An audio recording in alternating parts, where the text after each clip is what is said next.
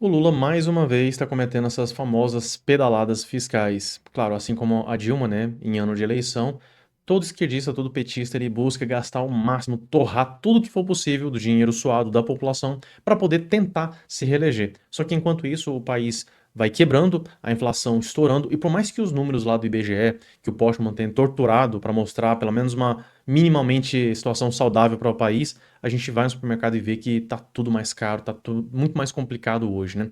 Vamos dar uma olhadinha agora nesses pacotes bombas que o Lula tem feito e qual que é o caso agora dessas pedaladas fiscais. Mas antes, não se esqueça de curtir e compartilhar esse vídeo e se inscreva aqui no canal. Bom, Brasil Jornal. As pedaladas de Lula para se reeleger enquanto o TCU faz vista grossa, né? Como já era de se esperar, né? O indicado do Lula lá dentro, ele faz vista grossa e permite que o Lula concorra a essas eleições, né? O certo seria não aceitar as contas do ano anterior, assim o Lula sequer poderia ser candidato, né? A guerra de Donald Trump e a guerra eleitoral de Lula jogaram as projeções de inflação para cima no Brasil, desancoradas as expectativas e colocaram os juros futuros em patamares não vistos desde 2015 na crise do governo Dilma. Muita semelhança, né? O conflito no Oriente Médio manteve o petróleo em alta com impacto nos fertilizantes, na eletricidade e nos alimentos. No fronte doméstico, a surpresa negativa foi o aumento da gastança eleitoral em um ritmo mais acelerado do que precificado. A despesa primária do governo central cresceu 14% em termos reais no primeiro quadrimestre de 2026, em comparação ao mesmo período no ano anterior, segundo um relatório de Mansueto Almeida, ambos time da Macro BTG.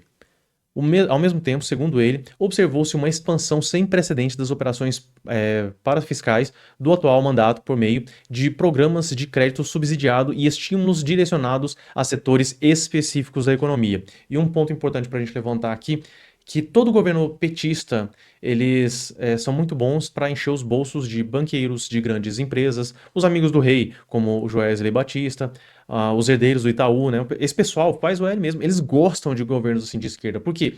Porque não há outro momento onde eles conseguem arrancar tanto dinheiro assim da sociedade. Os bancos, eles estão enchendo de dinheiro porque os juros muito altos, eles conseguem pegar, captar de poupanças, de outros recursos que pagam bem barato, né? Inclusive captando no exterior, para emprestar dinheiro a juro aqui no Brasil. E hoje, com a Selic aí entre 14% e 15%, então os bancos fazem a festa. E agora esses setores também, né, que são subsidiados. Quem realmente ganha, quem recebe o dinheiro, não é de fato a pessoa, porque quando existe o subsídio vai para as indústrias. Mas é claro, né, as indústrias escolhidas, selecionadas pelo governo. Assim é fácil enriquecer os amigos do rei, né? O BTG estima que o estoque de operações de crédito subsidiado aumentou cerca de 275 bilhões desde meados do ano passado, um valor próximo de 2% do PIB. O impacto sobre a demanda agregada já é perceptível e deverá gerar um impulso equivalente a aproximadamente 1% do PIB sobre a demanda doméstica em 2026. Disseram os economistas que elevaram a projeção do IPCA no ano de 4,1% para 5,3%. Então, para a XP, a conta das medidas fiscais e parafiscais somada pelo menos 200 bilhões, o que pode adicionar 1,5 ponto percentual ao crescimento do PIB deste ano. Assim, a estimativa da casa para a inflação do ano, que em fevereiro estava em 3,8%, agora foi para 5,5%. E a inflação, né, a inflação bonitinha, maquiada, que eles colocam nos números. A gente vê que questão dos alimentos, por exemplo, a inflação é muito maior. A gente percebe coisas que aumentam às vezes 50% de um mês para o outro. Então, o cidadão, o povo, quem não participa de toda essa farra do dinheiro público, sofre com essa situação, porque tudo isso, todos esses pacotes de bondade, né, esses pacotes bomba que o governo acaba criando, ele vai ter o custo lá na frente, né? E muitas vezes, não tendo espaço para aumentar os impostos, né, acaba aumentando aquele imposto que é sentido por todo brasileiro, que principalmente para os mais pobres, né, que é o imposto inflacionário. A gente acaba pagando essa conta sem nem perceber, sem nem saber do que está acontecendo. Agora a gente tem essa expectativa. Então a inflação, essa maquiada aqui, já saltou para 5,5. E aí a gente vê que toda essa matéria, essa gastança que o Lula tem feito, ele acha que simplesmente tem o teto de. Agora já não existe mais teto de gasto, né? O arcabouço, né? Ele incluiu um monte de despesas fora do arcabouço, assim ele consegue cumprir a lei, né? Só que a lei não é simplesmente para ser bonitinha, vamos colocar os números, vamos tirar isso aqui que fica fora da lei, então tá tudo certo, então a gente cumpriu a lei, então... Não, ela tem um motivo de ser.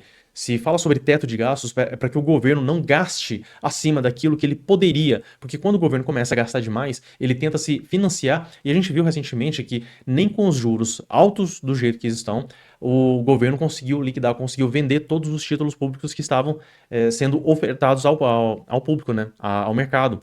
O que isso quer dizer? Que mesmo com juros muito maiores que vários outros países lá fora, o investidor ele olha para a situação fiscal aqui do Brasil e vê o caos que tá, e vê essa lambança que está acontecendo e pensa, poxa, mesmo pagando bem, não vale a pena o risco que eu estou correndo aí em investir em títulos do tesouro que são, em teoria, né, o investimento mais seguro de um país. Porque para um país chegar a dar calote é só quando realmente entrou no nível Venezuela, nível Cuba, enfim. Então as perspectivas do mercado de forma geral são as piores possíveis. E a gente vê aqui como o primeiro-ministro petista no TCU avaliou as ressalvas às contas de Lula, né? O Dair Cunha acompanhou seus pares ao aprovar as contas do governo em 2025, mas defendeu o presidente citando a alta do PIB e emprego. Essa questão do PIB, tem muito sócio aí que acredita que o governo ele é capaz de estimular o PIB. Ah não, olha só, ele fez um pacote de bondade, está subsidiando vários setores, gerou mais conta ali para poder gerar empréstimo para as pessoas, vai pagar a conta de quem está atrasado, aí achando que isso vai estimular a economia. É a mesma coisa que você entrar em um balde e tentar se levantar puxando a alça do balde. Não tem como essa conta fechar, porque tudo que o governo faz é ineficiente. Então, tudo que ele está arrecadando para poder gerar de estímulo, tem ali o meio do caminho, que vai passar pela funcionocracia, vai passar por um monte de funcionário público para pagar ali os amiguinhos do rei, o pessoal. Ou seja, na ponta da lança, quando chega onde vai ser aplicado o dinheiro de fato, chega muito menos do que aquilo que foi arrecadado. Então, mesmo que chegue a estimular alguma coisa de forma artificial, que já não é interessante, vai estimular muito pouco. Então, tira-se muito da sociedade para estimular um pouquinho, e quando você vai ver, esse estímulo artificial é ainda pior. A gente vê a questão do FIES. O governo querendo incentivar, não, vamos facilitar para a pessoa ter o seu diploma. Uma demanda que não existia no mercado, foi criada artificialmente pelo governo, injetando rios de dinheiro para que as pessoas pudessem financiar a faculdade. Tem o lado positivo? Sim, tem um lado positivo. Muitas pessoas que talvez não pudessem ter o seu diploma, por conta dos FIES, passaram a ter. Qual foi o lado negativo? Foi uma inundação de gente fazendo curso superior, mesmo sem precisar, né, sem essa demanda existir no mercado, que é um monte de gente que conseguiu sim ter o seu nível superior ali, o seu diploma, mas que não tem utilidade nenhuma. É um monte de gente que se formou em fisioterapia, pedagogia, engenharia, que acaba tendo que ir trabalhar de Uber, porque o mercado não tem vaga suficiente para tanta gente que acabou sendo formado por conta disso. Essa demanda estimulada de forma artificial pelo governo. Então, não, o governo ele não consegue estimular, vai ter aumento do PIB, é um aumento artificial, motivado principalmente porque contas, né, do governo, quando o governo gasta muito, isso entra para a conta do PIB. Infelizmente, né, não devia ser dessa forma. É a mesma coisa você falar assim, quanto que você ganha aí na sua casa? Deixa eu ver quanto que eu gastei aqui no cheque especial, no cartão, aí eu pego, somo tudo isso com o meu salário. Olha, eu tenho um salário de 20 mil, sendo que 15 mil ali é só conta. Então, esse é um dos pontos que muita gente acaba caindo no erro, né?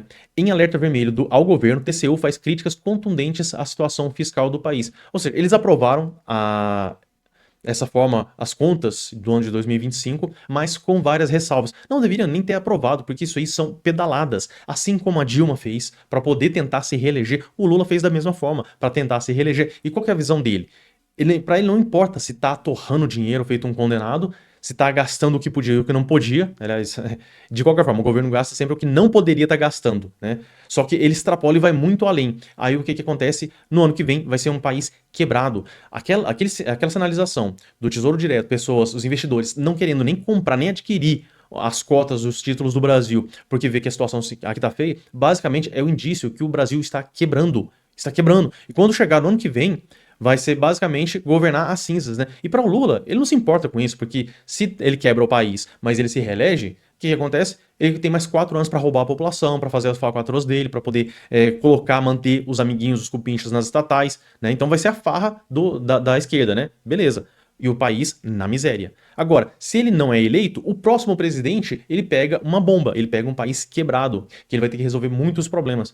Então, para ele, a conta é muito simples, e ele não se importa se o povo vai sofrer, se a inflação vai estar torando aqui no Brasil, ele não se importa com nada disso. Apesar do discurso pelos pobres e tudo, ele favorece quem? Os mais ricos, os bancos, os empresários, amigos do rei, né? Porque não são todos os empresários, não é a classe empreendedora de forma geral, né? No Brasil. São apenas aqueles que são os conhecidos que acabam, de uma certa forma, conseguindo alcançar um monopólio sustentado pelo Estado. Bom, já me delonguei muito com esse vídeo porque causa uma revolta muito grande a forma como essas pessoas tratam a economia com tanto descaso, né? E deixa o Brasil nessa miséria que a gente vê hoje. Tem muita gente que acha que é por conta dos Estados Unidos, por conta dos gringos. Não, é por conta de políticos ruins, políticos de merda que a gente acaba colocando lá dentro, que acaba fazendo essas cagadas e acaba prejudicando o país de uma forma geral. É um monte de gente que não entende nada, zero de economia, e quando tenta fazer alguma coisa, faz essas merdas aqui. Enfim, por esse vídeo é isso. Fico por aqui, um forte abraço e até a próxima.